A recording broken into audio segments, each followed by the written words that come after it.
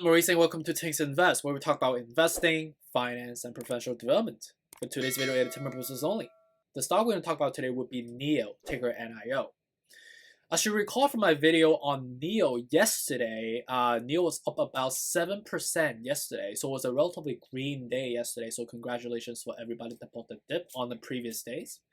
And as of today, right now, around noon on June 2nd on Wednesday, NIO is currently trading around like the $41.32 level and it's currently down about 2.5% at the moment. It seems to be kind of reversing from the peak of the $42 mark that we tested yesterday, right?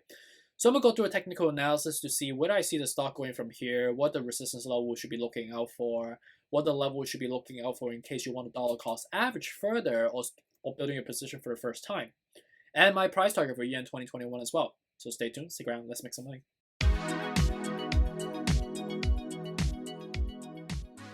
Alright, so moving on to the technical analysis for NIO, ticker NIO, and I'm just going to go through that historically speaking. You can see that ever since that peak that we hit at $67 mark, we sold off immediately downward because of a lot of the exogenous negative media affectation factors, right, with respect to the chip shortage that we're experiencing across the EV sector, with respect to the inflation scares that we'll be getting from Jerome Powell and the Federal Reserve, with respect to the corporate tax adjustments across the board for a lot of the state income tax, and also with respect to the capital gains tax, and also with respect to the production delay because of the chip shortage that we're incurring, that's pushing the supply and demand dynamics further out, which subsequently can hinder the earnings.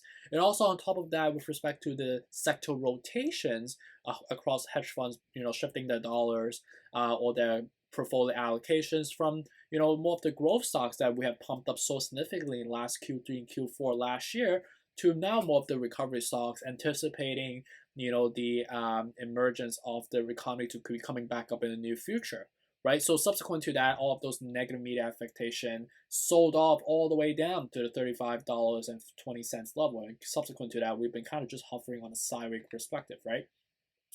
And with respect to the bottom that we hit at a $30.71 level, it seems like at that point, because of the fact that we dipped so below the watermark level of the on the RSI perspective, right? And you could also see that on the MACD perspective at that level, we were basically crossing backward, right? So you could see that reversal was happening basically sometimes around the May 20th, which subsequently is exactly what happened with respect to the trend on a momentum perspective, subsequently push up, right?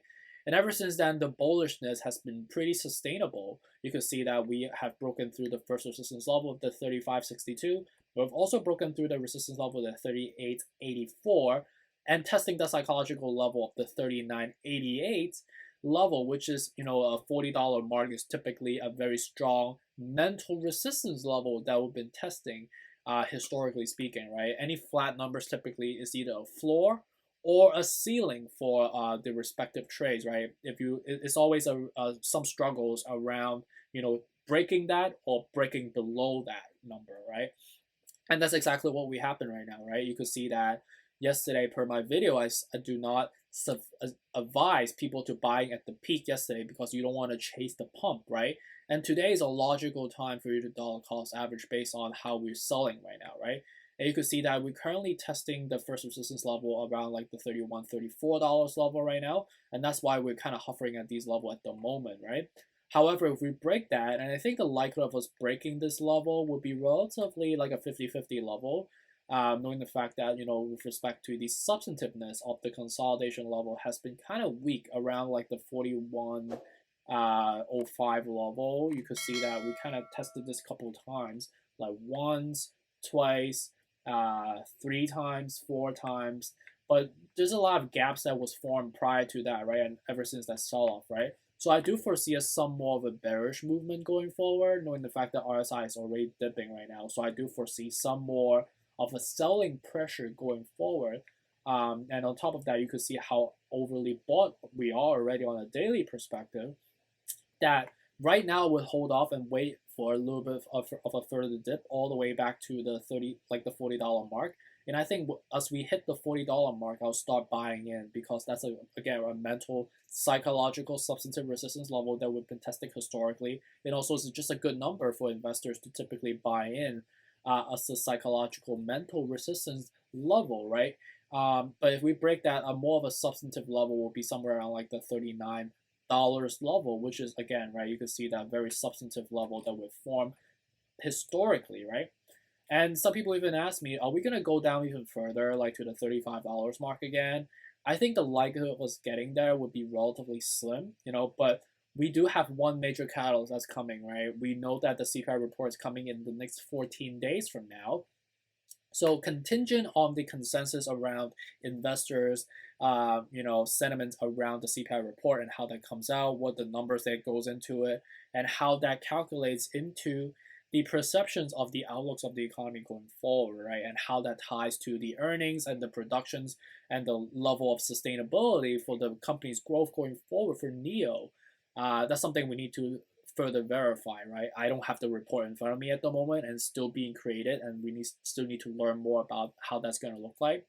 Uh, by then, we will know more as a verification of how this reversal is gonna be performed going forward right now, right? But if you want to think about this in more of a long-term perspective right now, if you want to buy at a better price point, again, right, the $39 level or the $40 level would be a perfect price point to get in.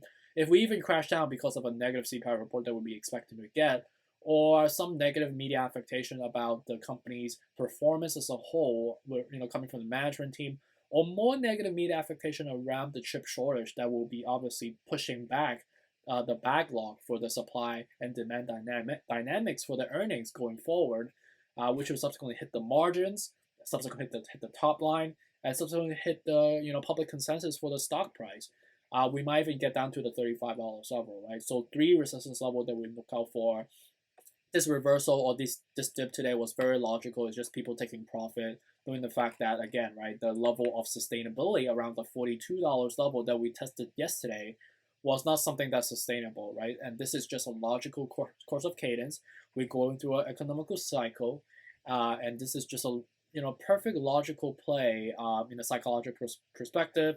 And hopefully, you guys make the right executions on your trades and be patient about it. Didn't like chase the pump yesterday.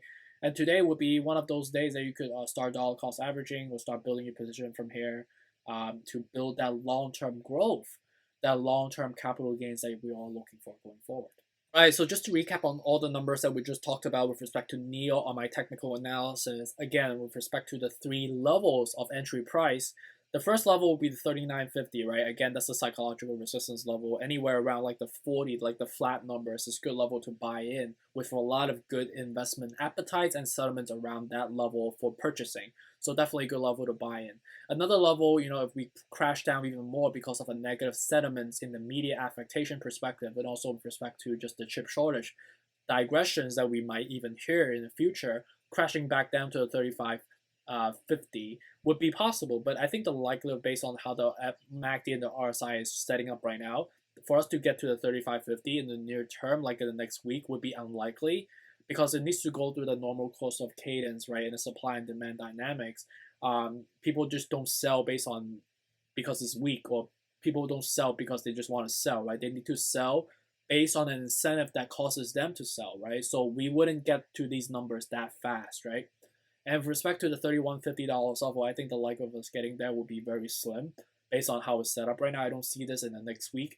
Are we going to crash down to 31.50 tomorrow? Absolutely not. I don't think that's even a possibility of getting there. Because for us to get to these levels, like in the next week or so, it will completely destroy the logics of the supply and demand of the stock, right?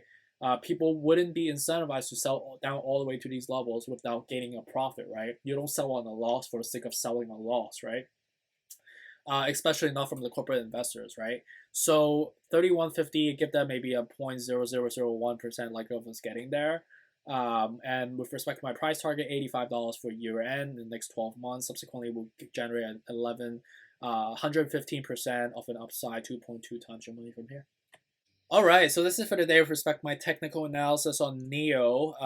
And with respect to the down day that we are experiencing today for NEO stock, it's a very logical thing why it's happening right now. Again, right, with respect to resistance level that we're testing, we're just confirming based on this, the pump that we have had yesterday. So this sell is very logical. It's a normal course of cadence. It should be happening this way. So hopefully that give you a peace of mind and also give you that sense of clarity around like why it's happening and what is going to be happening going forward as well. Right? Please hit the like button, the subscribe button, also the bell notification, and watch out for the next video coming up. Take care.